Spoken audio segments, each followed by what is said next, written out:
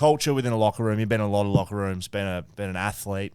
Don't worry about basketball, just as an athlete. Like, what creates good culture? Is it the players? Is it the head office? Is it the coach? Is it a combination? What's your thoughts on good culture? Good and winning or losing. What is it?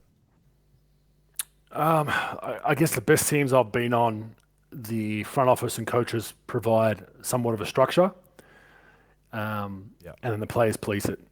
That's generally the formula for me. Is you have an outline of what is acceptable and what's not, and if you can get it to a point where the players are policing it themselves, that as a coach you've won the battle. Now, if you're on a team that has a structure and the coach has to police the shit every day, like, mate, why are you late? Why did you do this every day?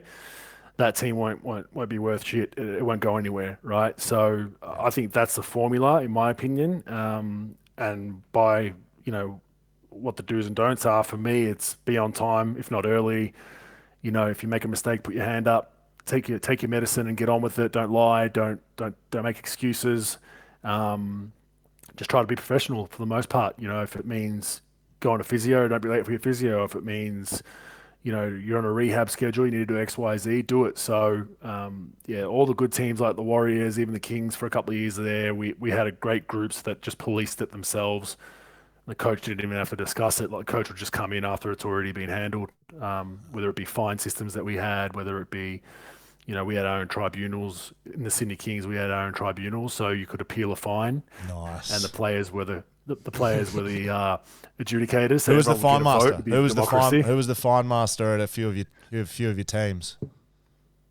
Who led it, you mean? Yeah, who was the leader? Who was the guy that was running those things?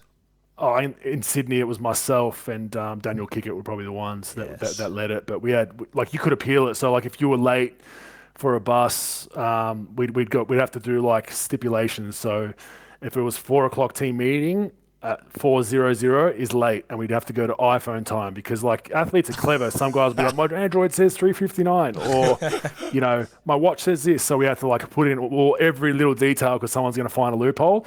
And then if you still think you were hard done by, we had instances where someone told a player the bus is at 4:15. And then the trainer made a mistake to that player, and he showed up late. You can go to tribunal and plead your case to the players, and then we'd kind of vote on it, whether you get a fine. And a lot of time, you ever rarely got off though. You'd always be paying something. Was it in front of the playing group? You'd have to appeal. Yeah. So what would happen is you'd plead your case. Dude, we had guys do PowerPoints trying to get off shit. Yeah. Produce receipts, photos, this. It was it became its own little thing as part of team culture and bonding that we just take the piss and have a laugh, and then they would have to leave the room, and then everyone would get a vote. And then half the times, guys would rat out who voted against you and shit. It was quite funny, and it just created its own little culture, which was kind of, having a laugh. This is the sort of stuff that, yourself, you've been an athlete for a long time. It's actually probably what fans don't get. In my experience, the best teams have had the best finds, the best off-field get-togethers, the best connection with family and kids, and bringing the club together. The worst teams are when it's performance-based, basically. You win, everyone's happy. You lose, everyone's sad. They're the worst teams to be a part of.